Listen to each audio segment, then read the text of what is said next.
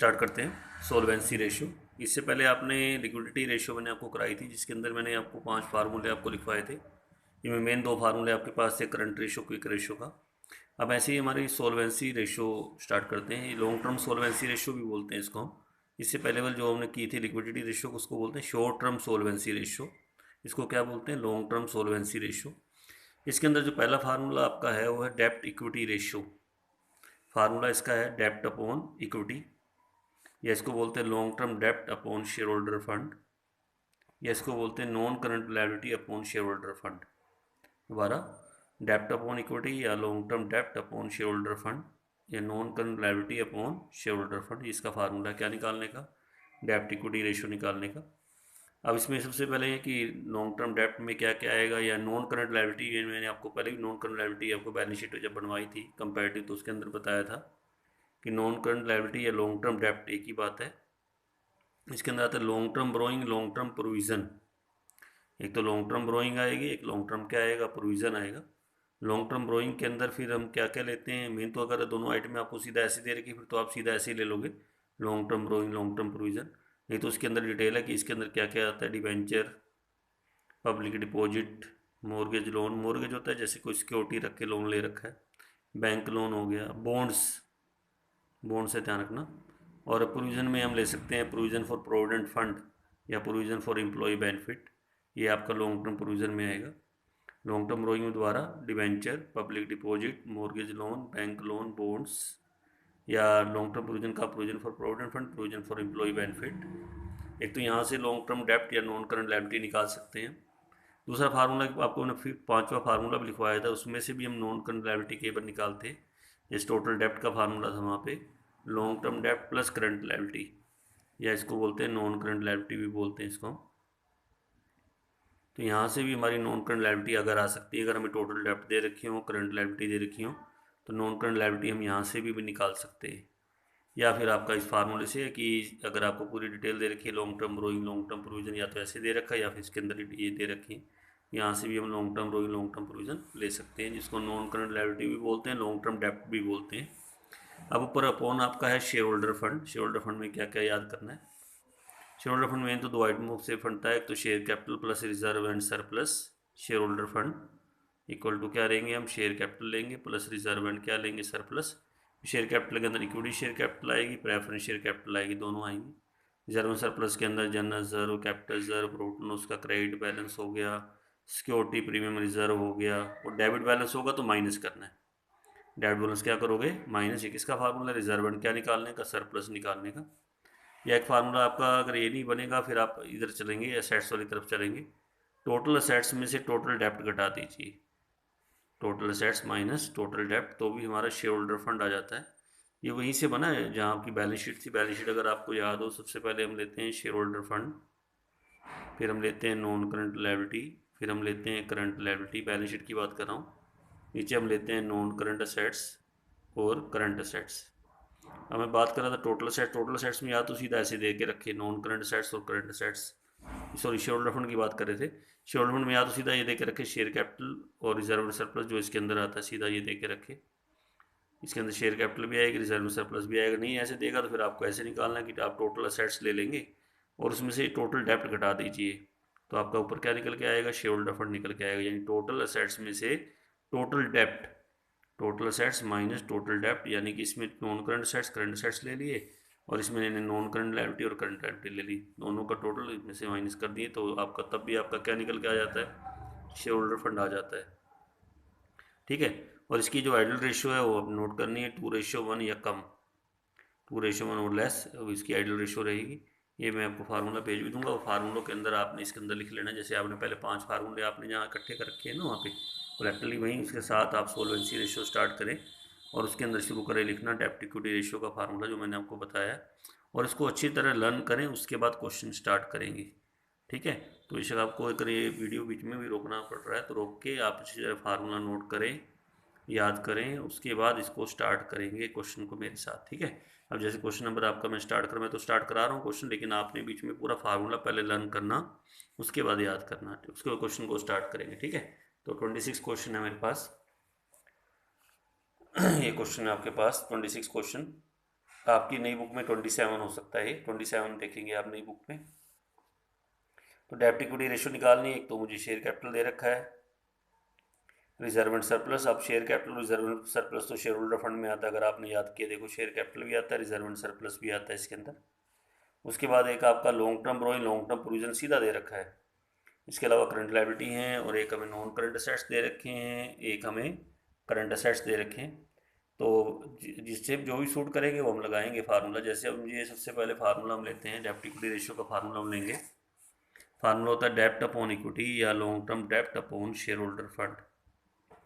और long term डेब्ट या नॉन करंट लायबिलिटी वो मैंने आपको बताया था, फार्मूले में देख लीजिए आपके सामने। लॉन्ग टर्म बोरोइंग लेते हैं, लॉन्ग टर्म प्रोविजन लेते हैं, और इस क्वेश्चन में सीधा आपको लॉन्ग टर्म डेब्ट में long term borrowing, long term provision दे रखा है। तो अगर लॉन्ग टर्म बोरोइंग की बात करेंगे, आप चेक करो देखो 1,20,000 दिया हुआ लॉन्ग टर्म बोरोइंग, वो ले लेंगे।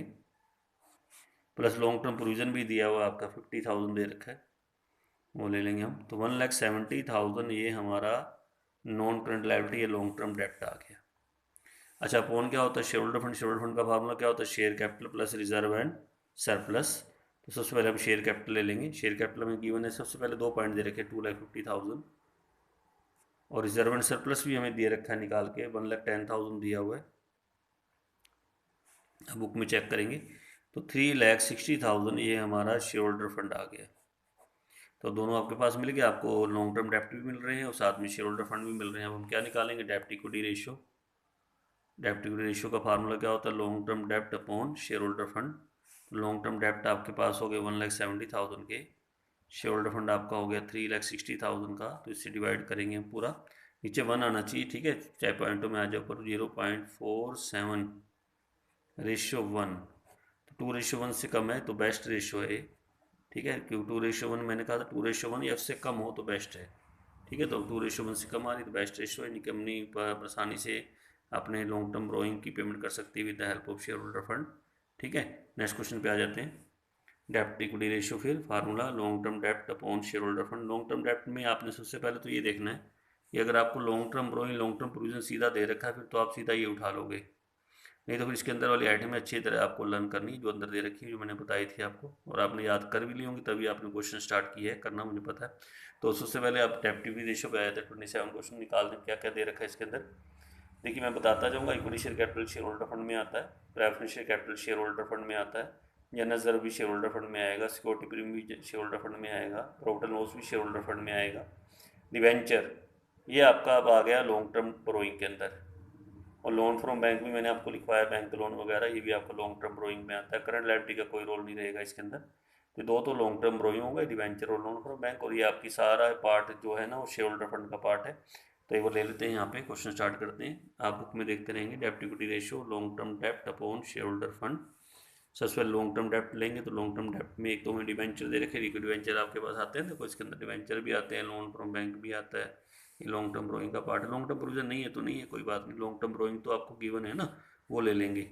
एक तो सबसे पहले आप डिवेंचर ले लीजिए, डिवेंचर दे रखे हैं इसके अंदर हमें 4,50,000 के, और एक हम लेंगे loan from bank. Loan from bank भी गिवन है हमें, 3,50,000 का दे रखा है, तो 8 लाख ये हमारा बन गया लॉन्ग टर्म डेप्ट बन गया। अच्छा, फोन क्या होता है, अब share holder fund. Share holder fund के बाइट में याद करते हैं, सबसे पहले इक्विटी शेयर कैपिटल लेंगे 3 लाख ले लेंगे, प्लस प्रेफरेंस शेयर कैपिटल ले लेंगे 1 लाख ले लेंगे, प्लस जनरल रिजर्व लेंगे। जनरल रिजर्व हमें दे रखा है इसके अंदर 1,30,000 वो ले लेंगे। जनरल रिजर्व के बाद फिर हमें दे रखा है इसमें सिक्योरिटी प्रीमियम रिजर्व दिया हुआ है, सिक्योरिटी प्रीमियम रिजर्व आपको दे रखा है 40,000 वो ले लेंगे। फिर प्रॉफिट एंड लॉस दे रखा है आपका 70,000। अगर आपको प्रॉफिट एंड लॉस के साथ ध्यान रखना, अगर मान लो प्रॉफिट एंड लॉस अगर आपका ब्रैकेट्स में दे रखा हो, इसमें देखो वो आपका डेबिट बैलेंस होता है, ध्यान रखना उसको माइनस कर देना इसमें से, ठीक है। वो debit balance of profit and loss होता है जिसको हम क्या करते हैं, माइनस करते हैं। फार्मूला में देखिए सारी ऐड है और ये लेस है आपका, ठीक है। तो ये टोटल आपका शेयर होल्डर फंड का जब बनेगा वो बन जाएगा आपका, ये बन जाता है हमारे पास टोटल 6,40,000 बन जाता है। 6 लाख कितना बनता है, 40,000। और फार्मूला लगा देंगे, क्या निकाल के दिखानी है, डेप्ट इक्विटी रेशियो। डेप्ट इक्विटी रेशियो का फार्मूला होता है share holder fund long term डेप्ट अपॉन शेयर होल्डर फंड। जैसे लॉन्ग टर्म डेप्ट आपके 8 लाख के, 8 लाख लेंगे, अपॉन 6,40,000 ले लेंगे, तो रेशो आपकी बन के आएगी 1.25:1। ये हमारा निकल के आ जाएगा। हाँ जी बोलो, समझ में आ गया क्वेश्चन ये आप सबको? ये भी 2:1 से कम है, तो ये भी बेस्ट है। तो इसमें जो पहला क्वेश्चन कराया उसमें सीधा long term borrowing, long term provision दे रखा था लॉन्ग टर्म डेप्ट के अंदर। इसके अंदर उसके अंदर राइट में दे रखी है क्या क्या मिला, डिवेंचर मिला, लोन फ्रॉम बैंक मिला। अगर वो भी नहीं बनेगी बात, फिर आपको ये टोटल डेप्ट दे रखे होंगे, टोटल डेप्ट में से आप करंट लायबिलिटी दे रखी होंगी, घटा दीजिए लॉन्ग टर्म डेप्ट, वहाँ से भी आप निकल के आ सकते हैं। ठीक है, 28 क्वेश्चन देखते हैं। 28 क्वेश्चन में फार्मूला फिर भी ले लेंगे, जो फार्मूला जो लिखा करे सबसे पहले डेप्ट इक्विटी रेशियो निकाल रहे हैं ना, फार्मूला क्या होता है, लॉन्ग टर्म डेप्ट अपॉन शेयर होल्डर फंड या non current liability upon share holder fund. तो 28 क्वेश्चन में चलते हैं, वो देखते हैं क्या क्या दे रखा है। 28 क्वेश्चन में डेप्ट इक्विटी रेशियो निकालनी, फिर आपने एक तो शेयर कैपिटल है, ये शेयर होल्डर फंड का पार्ट है, एक सिक्योरिटी प्रीमियम रिजर्व, ये भी वैसे शेयर होल्डर फंड में आता है, लेकिन आपको देखो ना रिजर्व एंड सरप्लस सीधा दे रखा है। अगर हम शेयर होल्डर फंड की बात करें तो उसके अंदर क्या क्या था, शेयर कैपिटल था प्लस रिजर्व एंड सरप्लस था। तो अब सिक्योरिटी बिल का कोई रोल नहीं रहेगा, सिक्योरिटी बिल को आप छोड़ देना, क्योंकि रिजर्व एंड सरप्लस दिया हुआ है, तो हम सीधा इसको जोड़ेंगे 30 लाख ये और 10 लाख ये, 40 लाख हमारा सीधा शेयर होल्डर फंड बन के आ जाएगा। लेकिन अगर खाली ये जनरल रिजर्व होता है या रिजर्व होता है, फिर हम इसको जोड़ दें, सिक्योरिटी प्रीमियम रिजर्व को इसके अंदर ऐड कर देते हैं। अब कितना लेना है, 30 लाख ये लेना है, 10 लाख ये लेना है ये आपका 40 लाख ये बन जाएगा शेयर होल्डर फंड। अच्छा, उसके बाद एक लोन दे रखा है, लोन आपका उसका पार्ट है लॉन्ग टर्म बोरोइंग का, और एक 9% बॉन्ड, बॉन्ड भी आपको उन्हें लॉन्ग टर्म बोरोइंग में कहा था डालने को, बॉन्ड हो गए, लोन हो गया, और एक लॉन्ग टर्म प्रोविजन है देखो अलग से दे रखा है 3 लाख का। शॉर्ट टर्म प्रोविजन का कोई रोल नहीं रहेगा, शॉर्ट टर्म बोरोइंग कुछ नहीं, ट्रेड पेबल करंट लायबिलिटी का इसमें कोई रोल नहीं है, हमें सीधा डाटा दे रखा है वही हम लेंगे। सबसे पहले शेयर कैपिटल और रिजर्व एंड सरप्लस तो आप इसमें ले लेंगे शेयर होल्डर फंड में, जैसे 30 लाख और कितना दे रखा है 10 लाख, तो शेयर होल्डर फंड लेंगे पहले। तो एक तो शेयर कैपिटल ले लेंगे 30 लाख है इसमें, और एक रिजर्व एंड सरप्लस कितना दे रखा है 10 लाख ये ले लेंगे। 40 लाख तो ये हमारे पास आ गया, शेयर होल्डर फंड आ गया। अब लेंगे हम लॉन्ग टर्म डेप्ट, तो इसके अंदर एक तो हमें loan from industrial financial corporation से दे रखा है तो ले लेंगे, लोन दे रखा है हमें इसके अंदर ये 20 लाख का।